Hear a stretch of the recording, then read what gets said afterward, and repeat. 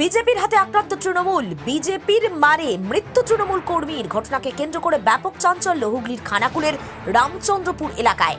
মৃত তৃণমূল কর্মীর পরিবারের লোক বলছেন, গত 19শে মে ভোটের আগের দিন তারা মিটিং সেরে বেশ কিছু তৃণমূল কর্মীরা একসঙ্গে বাড়ি ফিরছিল। সেই সময় খানাকুলের বিজেপি বিধায়কের নেতৃত্বে ওই এলাকার বিজেপির উপপ্রধান তপন বাগ পিস্তল হাতে তার লোকজন নিয়ে হামলা করে। রড কাটা সহ বিভিন্ন ধারালো অস্ত্র নিয়ে বেধড়ক মারধর করা হয়। তারপর কোনো মতে আহতদের উদ্ধার করে চিকিৎসার জন্য খানাকুল গ্রামীণ হাসপাতালে নিয়ে যাওয়া হয়। অবস্থার অবনতিতে আরামবাগ মেডিকেল কলেজ হাসপাতালে স্থানান্তরিত করা হয়, কিন্তু সেখানেও রোগীর অবস্থার অবনতি হয়। তারপর তাকে কলকাতায় রেফার করা হয়। সেখান থেকে কলকাতায় চিকিৎসার পর ছুটি পেয়ে বাড়িতে চিকিৎসা চলছিল। গত রবিবার হঠাৎ মনোরঞ্জন দিগের গুরুতর অসুস্থ হয়ে পড়েন। পরিবারের সদস্যরা চিকিৎসার জন্য নিয়ে যায় খানাকুল গ্রামীণ হাসপাতালে। তারপর ডাক্তাররা তাকে মৃত বলে ঘোষণা করে। খানাকুল থানার পুলিশ সোমবার মৃত ব্যক্তির দেহ ময়না তদন্তের জন্য পাঠায়। পরিবার সূত্রে জানা গেছে, তারা লিখিত অভিযোগ দায়ের করেছেন খানাকুল থানায়। অন্যদিকে বিজেপি অভিযোগ অস্বীকার করেছে। এই বিষয়ে খানাকুলের বিজেপি বিধায়ক সুশান্ত ঘোষ বলছেন, যিনি মারা গেছেন তিনি হৃদরোগে আক্রান্ত হয়েছিলেন। ইতিমধ্যেই তদন্তে খানাকুল থানার পুলিশ। আর কি জানা যাচ্ছে বিস্তারিত রইল আপনাদের জন্য, দেখতে থাকুন নিউজ বাংলাদেশা। ওই ঘটনার মূল হচ্ছে সুশান্ত ঘোষ। যাবতীয় অস্ত্র ওনার হাত দিয়েই সব হাতে তুলে দিয়েছে কর্মীদের হাতে।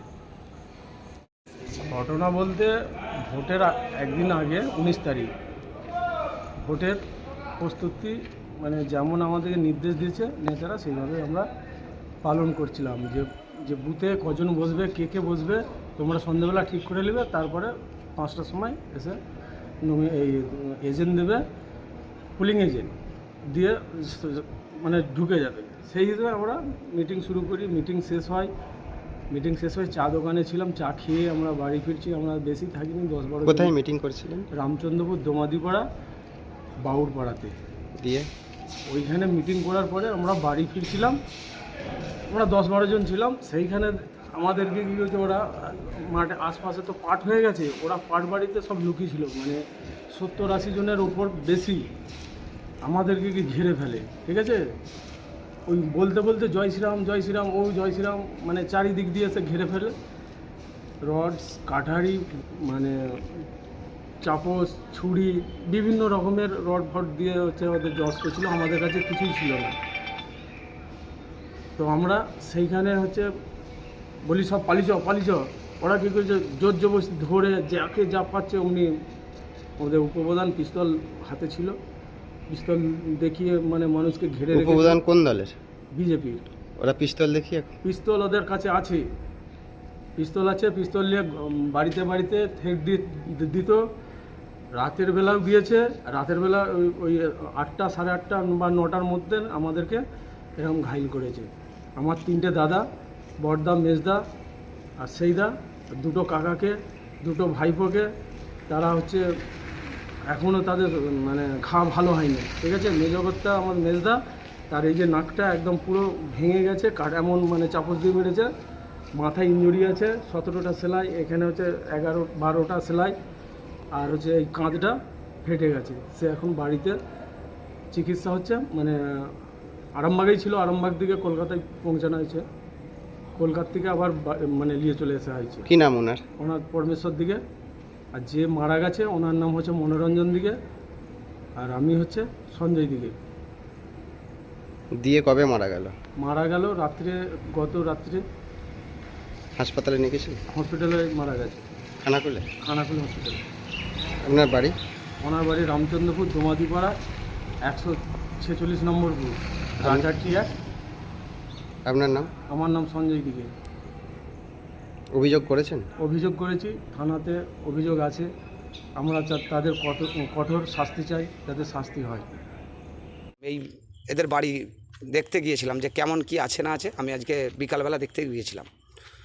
তো বলছিল যে আমার শরীরটা খুব অসুস্থ, হ্যাঁ, আমি খুব অসুবিধার মধ্যে আছি। তারপরে আমরা যে যার বাড়ি চলে আসি। আমাদের কর্মসূচি ছিল, রাজাটি একটা মিটিং ছিল। তারপরে রাত্রিতে হঠাৎ এখন এই কিছুক্ষণ আগে আমরা খবর পেলাম যে শরীর অসুস্থ ছিল, মাথার খুব যন্ত্রণা হচ্ছিল, মাথায় নাকি রক্ত উঠে গেছে এবং ব্লিডিং হচ্ছিল মুখ থেকে। সেই অবস্থায় খানাকুল হসপিটালে এখন ভর্তি করা হয়েছিল। ভর্তি করার সাথে সাথেই উনি পরলোক গমন করেছেন। এই বিজেপির দুষ্কৃতীরা যে তাণ্ডব লীলা চালালো, তার জন্য আজকে যে একটা অসহায় প্রাণ চলে গেল, নির্মম এই অত্যাচারের প্রতিবাদ এবং কঠোর থেকে কঠোরতম শাস্তির আমি দাবি করছি।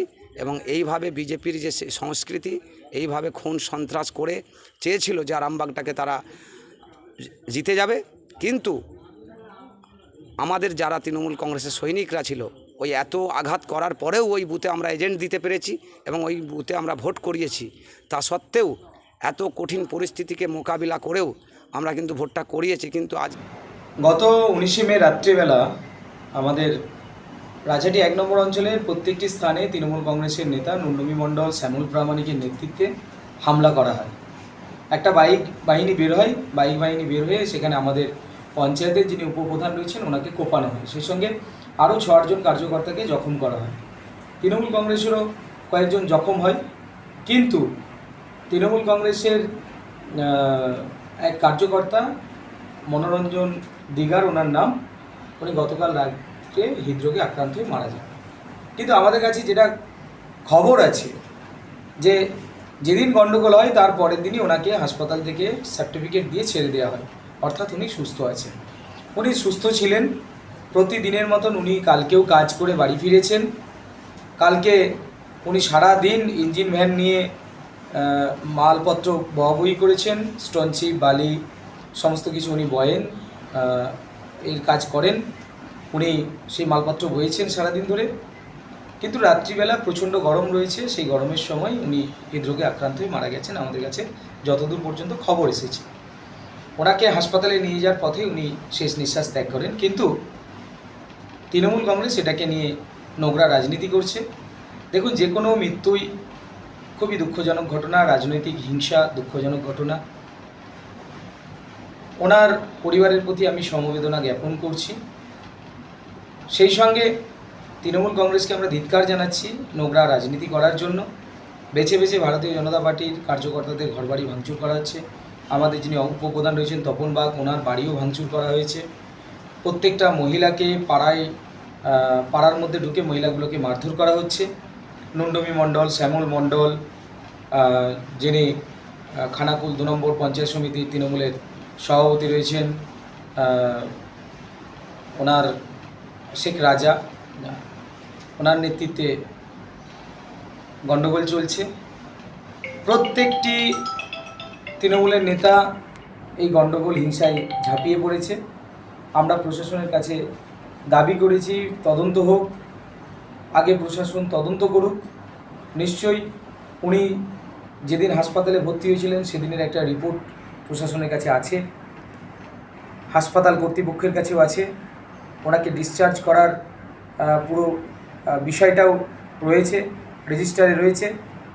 তাই আমরা প্রশাসনের কাছে আশা করব প্রয়োজনীয় তদন্ত করা হোক। আর তৃণমূল কংগ্রেসকে একটা কথাই বলতে চাই, হিংসা করবেন না।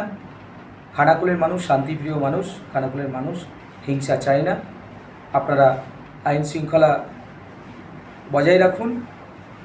আমি প্রশাসনের প্রতি বিশ্বাসী আছি যে প্রশাসন সঠিকভাবে সঠিক পদক্ষেপ গ্রহণ করবে। মালতীমাতা হাইস্কিং মিল আপনাদের জন্য নিয়ে এসেছে সম্পূর্ণ ঘরোয়া পদ্ধতিতে চাতালে শুকিয়ে তৈরি কৃষ্ণভোগ মিনিকেট, ডহর, বাঁশকাঠি, মহারাজা জিরাকাঠি ও দুধেশ্বরীর মতো উন্নত কোয়ালিটির চাল।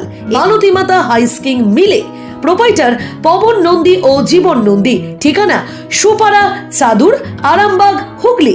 যোগাযোগ নম্বর 7432074210 অথবা 8972452835।